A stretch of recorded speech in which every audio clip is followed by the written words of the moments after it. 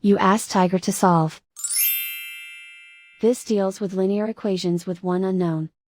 The final result is q equals -14. Let's solve it step by step. Swap sides. Isolate the q. Divide both sides by -9. Cancel out the negatives.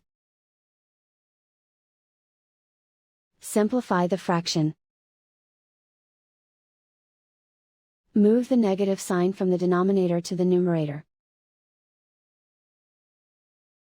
Find the greatest common factor of the numerator and denominator.